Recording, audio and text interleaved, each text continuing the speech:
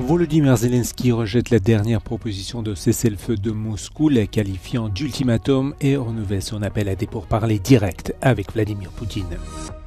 La Bulgarie devrait adhérer à la zone euro le 1er janvier 2026. Un moment historique selon les autorités bulgares. Le président ukrainien Volodymyr Zelensky a rejeté le soi-disant mémorandum de la Russie avec ses conditions censées mettre fin à la guerre en Ukraine, le qualifiant d'ultimatum et a noté qu'il ne laissait aucune place au compromis tant attendu à Washington.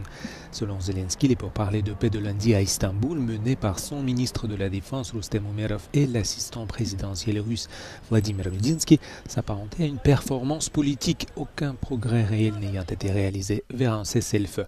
Le document contient des demandes que l'Ukraine et l'Occident ont déjà qualifiées d'irréalistes. We don't need to wait the time when he will be ready for the peace. And from him, we can't wait for his initiative moving to peace. We just have to pressure on him, and maybe we will get peace.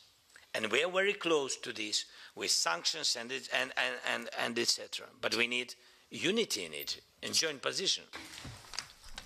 Le leader ukrainien a déclaré qu'il ne voyait pas l'intérêt de poursuivre les pourparlers au niveau actuel des négociations.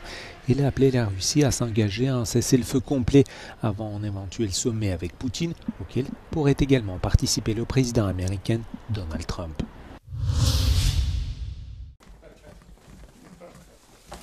Le président chinois Xi Jinping a reçu ce mercredi le président bélarusse Alexandre Loukachenko et rappelé les liens d'amitié stratégiques entre les deux pays.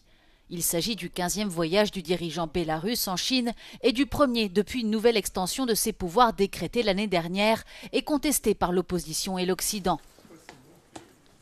Alexandre Loukachenko a affirmé rejoindre le camp de Pékin dans sa lutte contre l'hégémonie et l'intimidation pour défendre la justice et l'équité internationale.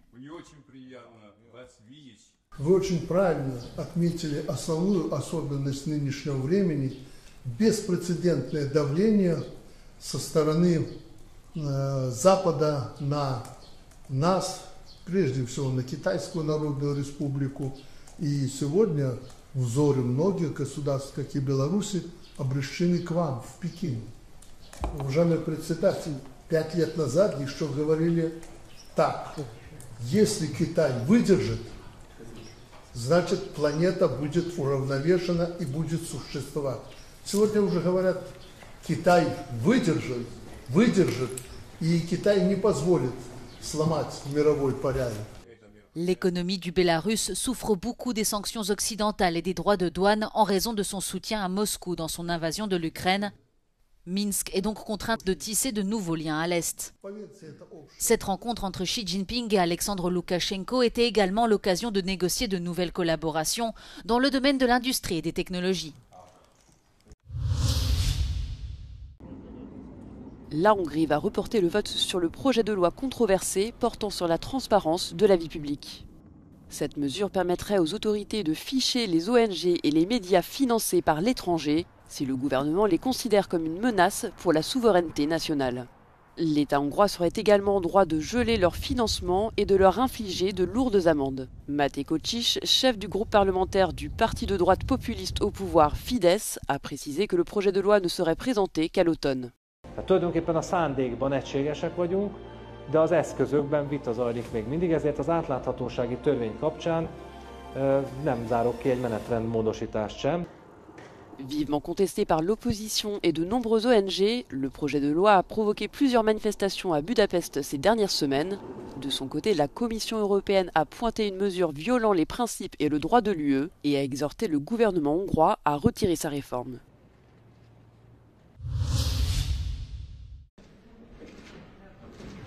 Lors d'une visite de la présidente du Parlement européen Roberta Metsola à Copenhague, la première ministre Mette Frederiksen a annoncé le départ du Danemark du groupe des 4 frugaux. Cette coalition, également composée des Pays-Bas, de l'Autriche et de la Suède, s'est constituée en 2020 en plein Covid, dans le contexte des discussions sur le budget de l'UE.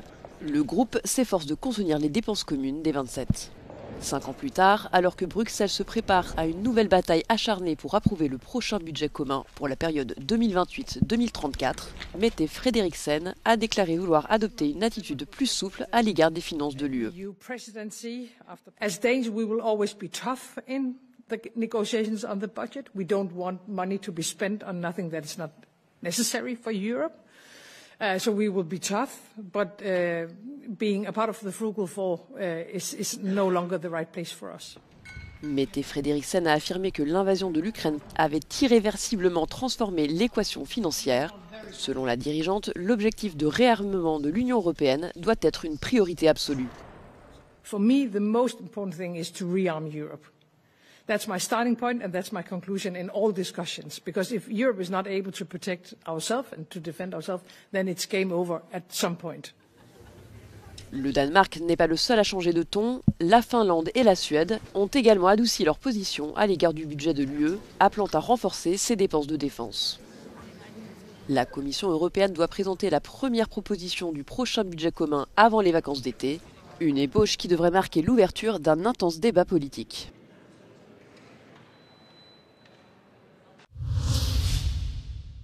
La Bulgarie devrait rejoindre la zone euro le 1er janvier 2026. Depuis son adhésion à l'Union européenne en 2007, le pays cherche à remplacer sa monnaie actuelle par l'euro. Dans son rapport publié le 4 juin, la Commission européenne indique que le pays remplit désormais les conditions pour adopter la monnaie unique. Il s'agit notamment de la stabilité des prix et de taux d'intérêt qui ne divergent pas trop des autres pays membres. Е повод за гордост на българското общество. Общество, което от края на 90-те години пое по един мечтан за поколения българи път да бъде част от Съюза на свободните и развити европейски държави, който път беше увенчан с успех през 2005 година, ефективно от 2007 година, когато сме член на Съюза. Път, който мина през много трудности, през финансова, банкова, но българите неотклонно, търпеливо, с много труд и усърдие, много лишения, успяха да извоюват това, което други държави не успяха. Извоюваха покриването на критерии, доверието и оценката на европейските институции.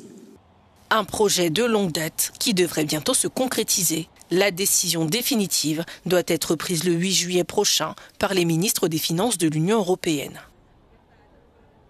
Смело мога да кажа, че България, българското правителство е готово да въведе еврото от 1 януари 2026 година. Ние се готвим отдавна за този процес. Sauf surprise, la Bulgarie devrait devenir le 21e État membre de la zone euro, 3 ans après l'entrée de la Croatie. Plus de 20 000 personnes ont été évacuées ce mercredi à Cologne, après la découverte de 3 bombes américaines non explosées datant de la Seconde Guerre mondiale. Elles ont été mises au jour en début de semaine lors de travaux entrepris pour la construction d'une route dans le centre historique de Cologne. Les 3 bombes devaient être désamorcées dans la journée. Es ist so ein komisches Gefühl, ne? Wenn ich überall die Straßen total leer sehe, kaum Leute da. Komisch.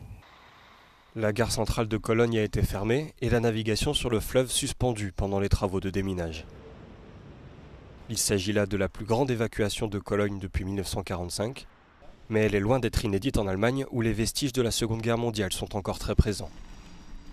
Des bombes non explosées larguées pendant les raids aériens en temps de guerre sont fréquemment trouvées outre-Rhin, et il n'est pas rare que des évacuations préventives, parfois plus importantes, aient lieu en Allemagne.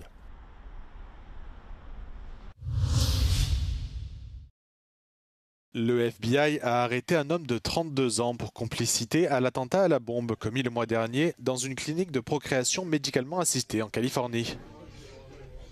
Today, my office and the FBI are announcing the arrest of Daniel Park, a Washington state resident charged in a federal criminal complaint with Title 18, United States Code Section 2339A, providing and attempting to provide material support to a terrorist. The man who committed a suicide car bombing of the American Reproductive Centers in Palm Springs, California. L'auteur de l'attentat, Guy Edward Bartkus, est décédé dans l'explosion d'une clinique de PMA le 17 mai dernier, qui a fait 4 blessés et causé d'importants dégâts matériels. Selon les autorités fédérales américaines, son complice Daniel Park aurait passé des années à stocker des réserves de nitrate d'ammonium, un produit chimique qui peut être utilisé pour fabriquer des explosifs. Le FBI accuse l'homme de 32 ans d'avoir expédié 82 kg de nitrate d'ammonium à Guy Edward Bartkus en janvier. Les deux hommes auraient également passé plusieurs semaines ensemble à s'entraîner à la fabrication de bombes dans le garage de l'agresseur. Ils faisaient tous deux partie de la mouvance antinataliste, qui s'oppose à la procréation et à la croissance démographique. Daniel Park a été arrêté mardi à l'aéroport JFK de New York, après avoir été extradé de Pologne, où il s'était enfui 4 jours après l'attentat.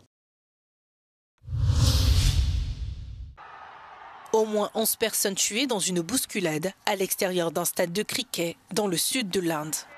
La bousculade s'est produite devant le stade des Royal Challengers Bangalore. Des dizaines de milliers de supporters s'étaient rassemblés pour célébrer la victoire de l'équipe en Première Ligue. Le ministre en chef de l'État du Karnataka indique que la foule a tenté de briser l'une des portes du stade pour entrer et participer aux célébrations. Il a également ajouté que la plupart des blessés ont été transférés dans des hôpitaux voisins et que leur état était stable. Le Premier ministre indien Narendra Modi a également commenté l'incident, le qualifiant de bouleversant, et a exprimé ses condoléances aux proches des victimes. Les bousculades sont relativement fréquentes en Inde lors de grands rassemblements. En janvier dernier, au moins 30 personnes sont mortes lors d'un pèlerinage hindou. Des dizaines de milliers de participants s'étaient précipités pour se baigner dans une rivière sacrée.